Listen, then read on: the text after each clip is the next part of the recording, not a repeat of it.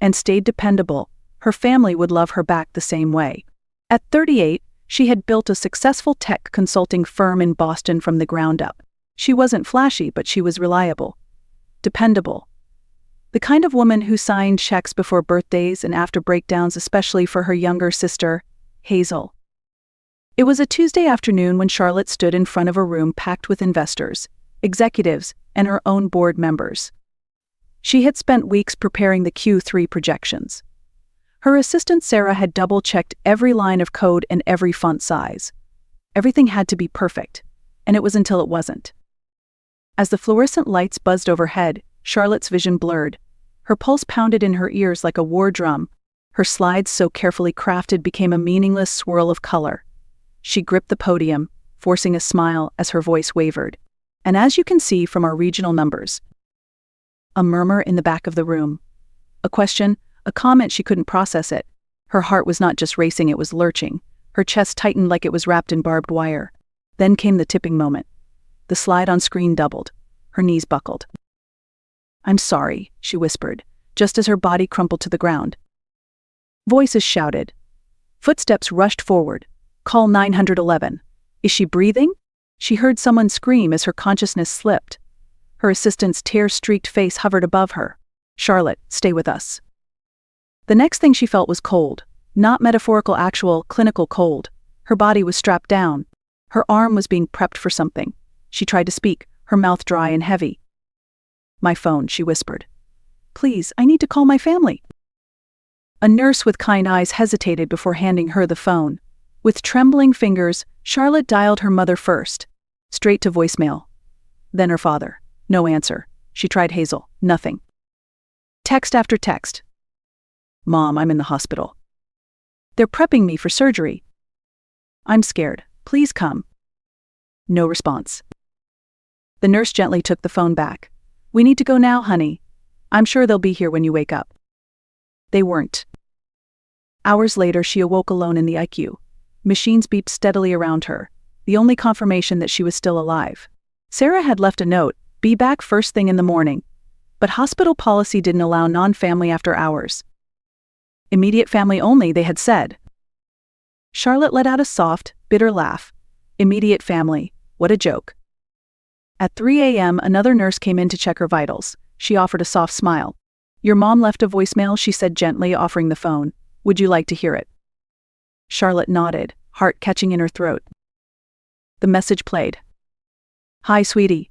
We got your messages, but Hazel is having a full-blown meltdown over the color they painted her new apartment. It's a disaster. She's inconsolable. You know how she gets. We'll try to come tomorrow if she's feeling better. Love you." Charlotte stared at the ceiling, tears sliding silently down her cheeks. And something inside her broke and began to rebuild. The morning light filtered in through the narrow hospital window, but it did nothing to warm the chill in Charlotte's chest.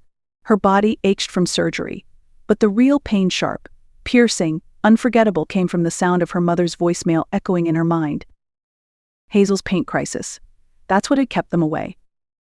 Not the fact that Charlotte's heart had stopped beating on the operating table.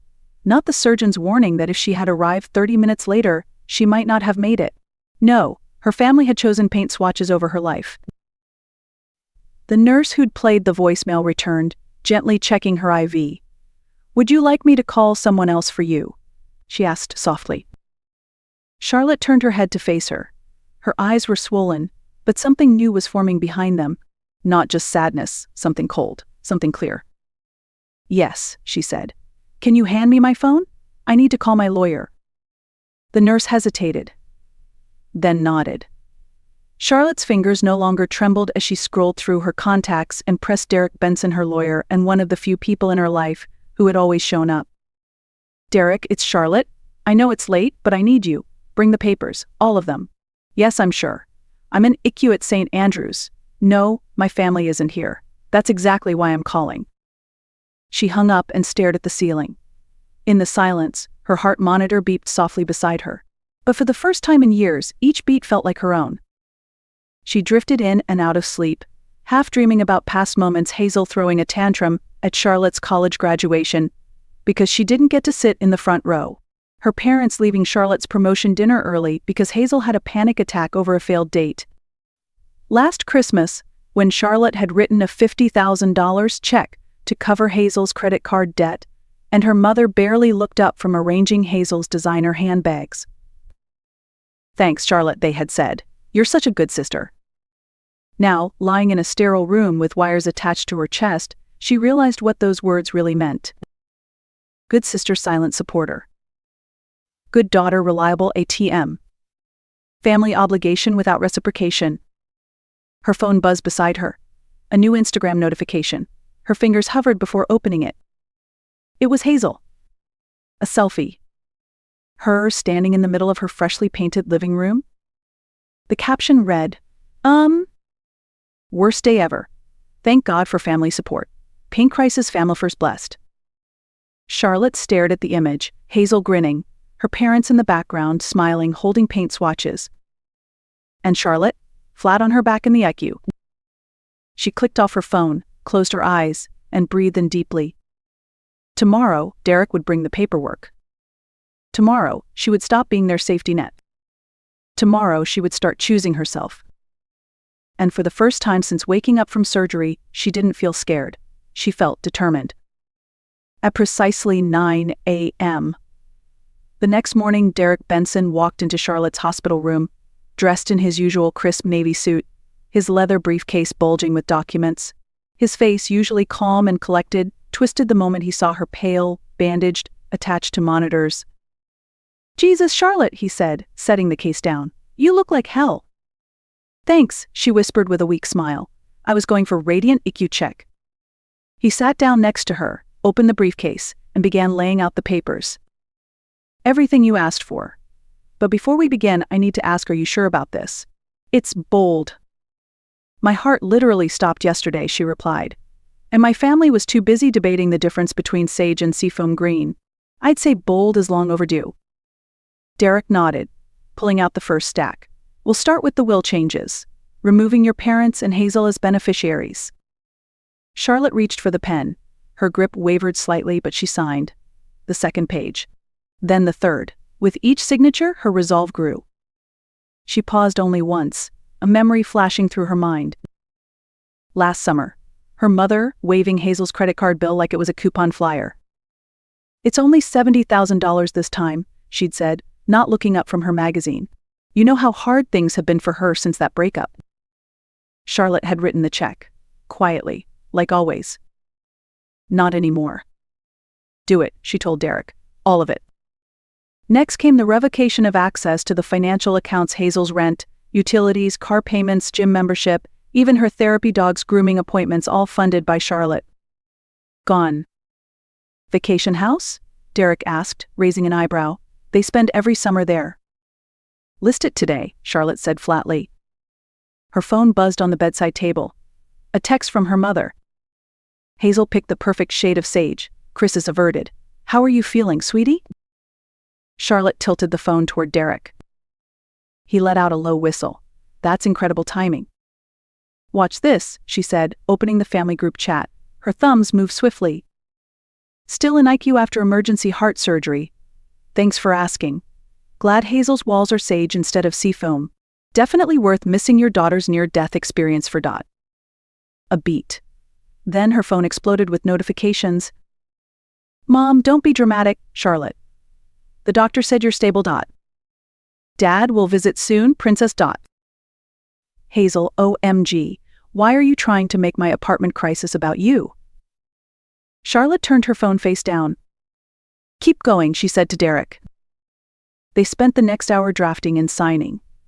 Every page felt like a small reclamation of something she hadn't realized she'd lost: autonomy, dignity, peace. By noon, Derek had everything ready to file. As he packed up, the door burst open. Camila, Charlotte's best friend since college, entered like a storm, carrying real coffee and fury in equal measure.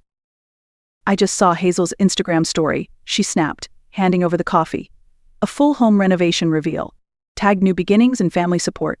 Not one word about her sister nearly dying." Charlotte took a sip, smiling bitterly. Of course not. That would require acknowledging someone else's existence. I can hold the paperwork until tomorrow, Derek offered. Give you time to reflect. Charlotte looked at him, then at Camila. Then at the stack of documents on the table. No, she said. File them now. I've had 38 years to reflect. And just like that, the line between Charlotte and the version of her that bent until she broke was gone. 3 days. That's how long it took for her parents to show up. Charlotte had nearly died, undergone emergency heart surgery, and restructured her entire estate, but her parents had only just now found the time to visit after the paint drama, of course. Her mother swept into the ICU like she was arriving at brunch, wearing a silk scarf and oversized sunglasses, clutching a floral arrangement that looked like it belonged in a wedding hall. Her father trailed behind, stiff and silent. Oh, darling, her mother cooed as if Charlotte had stubbed a stub-to-toe, not flatlined on an operating table. These fluorescent lights are just brutal on your complexion.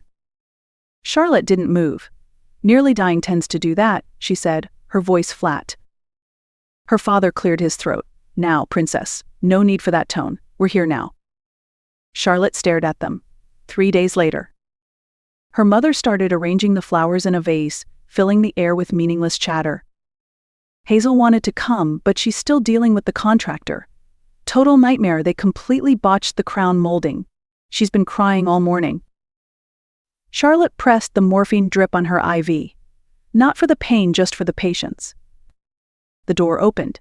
Derek entered, his briefcase in hand, impeccable as always. Her mother lit up. Derek, what a lovely surprise. Are you here to check on our girl? Actually, he said, walking to Charlotte's bedside. I'm here in a professional capacity.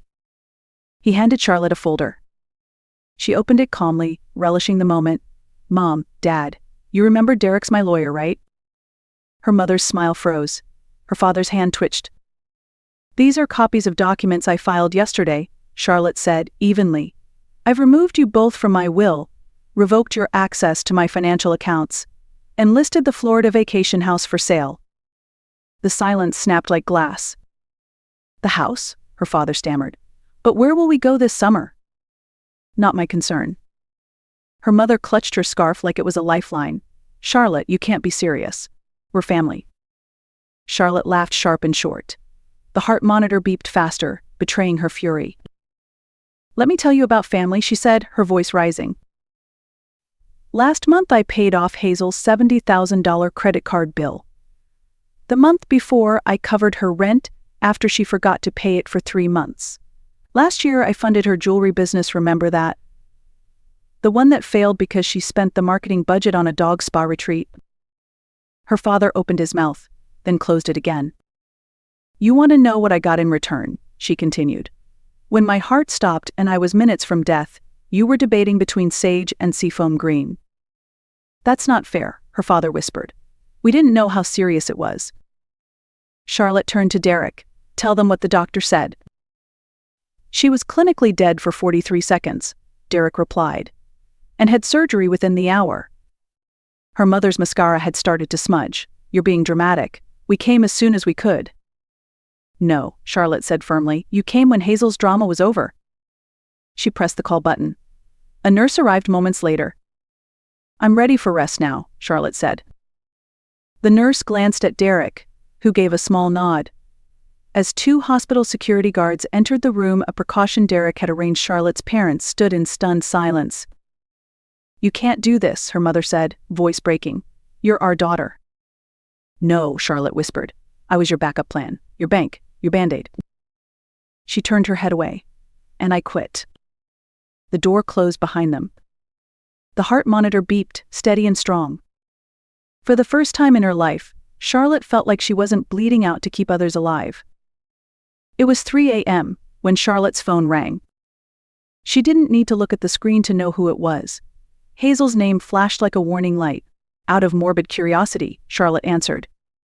How dare you, Hazel hissed. How dare you do this to Mom and Dad? Charlotte adjusted the hospital bed to sit upright. Good morning to you two. How's the crown molding crisis? Don't be sarcastic with me, Hazel snapped. They're devastated. Mom hasn't stopped crying. Dad had to take a Xanax. Do you have any idea what you've done? Interesting, Charlotte said. They seem to have very strong reactions to consequences, but couldn't manage a single visit when I was dying. Oh my God, Hazel groaned. You're not dying. Stop being so dramatic. My heart stopped. I was clinically dead. But tell me more about your emotional trauma over paint. Silence. Then Hazel's voice returned lower now, with that manipulative tremor Charlotte knew too well. Remember when we were kids? You promised you'd always take care of me. Charlotte did remember. She remembered being 12 and having her science project destroyed by a 6-year-old Hazel, who dumped glue on it and cried until Charlotte got blamed for not sharing. She remembered selling their grandmother's ring, her only inheritance, to bail Hazel out of debt, only for Hazel to go on a shopping spree with their mom 2 days later. That promise expired, Charlotte said calmly. Around the same time my heart did. Hazel changed tactics. Mom wants to meet. One last family conversation, to talk things through. Charlotte paused. Then, fine, tomorrow, noon, hospital cafeteria. But my contractor. Noon, take it or leave it. Hazel reluctantly agreed. Charlotte ended the call and turned to Camila, who was sleeping on the recliner in the corner. I need you with me tomorrow, she said. I'm done being outnumbered. At 12:10 the next day, her parents arrived at the cafeteria looking drawn and tired. Hazel came 10 minutes later, wearing oversized sunglasses indoors and clutching an iced latte like it was a therapy session. Camila sat beside Charlotte, arms crossed, a shield in heels. Her mother reached across the table. Let's talk rationally. Rational? Camila cut in. Like ignoring your daughter's emergency surgery? This is a family matter, Hazel snapped. Funny, Charlotte replied. I was family when you needed rent money, tuition, car repairs, pet surgery, but when I flatlined, I became a footnote. Her father raised his hands in a calming gesture. Princess, we understand you're hurt. But this revenge, it's beneath you. Charlotte leaned forward. This isn't revenge. It's boundaries. For the first time in my life, I'm choosing me. You're being selfish, Hazel said, slamming her lat down. My anxiety is through the roof. My followers can tell something's wrong. Camila let out a sharp laugh. Your sister nearly died, and you're worried about your Instagram aesthetic? Stay out of this, Hazel barked. This is your fault. You've always turned her against us. Charlotte put a hand on Camila's arm. No, you did that all by yourselves. Her mother's eyes welled with tears. You've changed. No, Charlotte said. I've just finally remembered who I was before I let you define me. She stood slowly, her body still sore but her spine straighter than it had been in years. I have nothing left to say. You've made your choices. Now you can live with them. She turned and walked away, Camila beside her, not once looking back. In her wake, the silence at the table said everything that words no longer could. Back in her hospital room, Charlotte sat by the window as the Manhattan skyline shimmered beyond the glass. The machines still beeped quietly around her, but she no longer felt like a prisoner of them. Each pulse on the heart monitor felt more hers than ever before. Her phone buzzed again. Hazel, of course. A new Instagram story? Hazel twirling in her freshly painted living room, beaming. Their parents clapped in the background like she had just won an award. The caption. Sometimes it takes a village, so grateful for parents who drop everything to help in a crisis. Paint problems, family first, blessed life. Charlotte didn't laugh. She didn't cry either. Instead, she opened her email. Subject line, out of office, temporarily and permanently. She began typing. Dear friends and colleagues.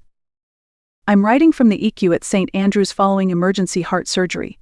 I'm stable now, though it was a close call. I'm not sharing this for sympathy. I'm sharing it because this experience taught me something about family and about survival. Sometimes the people you expect to show up don't. And sometimes that's the wake-up call you need. I'll be stepping back for a while. But when I return, I'll be doing so with a clearer heart and stronger boundaries. Thank you for your support. Best. Charlotte Ames. She hit send. Then she turned off her phone entirely. A nurse walked in to check her vitals and glanced at the folder Derek had left on the bedside table. Big decisions? She asked, gently tightening a strap on Charlotte's monitor. Life-changing ones, Charlotte said with a soft smile. Well, the nurse said, scanning the monitor, your heart rate is stronger today. Charlotte looked up at the blinking numbers. Yeah, I think it finally remembered how to beat for itself. The nurse gave her hand a reassuring squeeze and left the room. And then, in the quiet, Charlotte heard it, not the beeping of machines, not the distant hospital footsteps, but something more powerful. She heard the sound of bridges burning. And it didn't sound like loss. It sounded like freedom. Closing note for video. Some stories of revenge aren't about shouting or tearing people down, they're about finally choosing yourself after years of choosing everyone else. Charlotte didn't get even, she got clear. And she walked away not out of anger, but out of love for herself. If you've ever felt invisible in your own family or taken for granted despite giving your all, know this: you're not alone. And you get to decide where your love, time, and energy go. If this story moved you, don't forget to like, share, and comment below.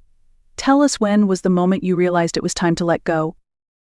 Subscribe for more stories just like this, real, raw, and honest. Because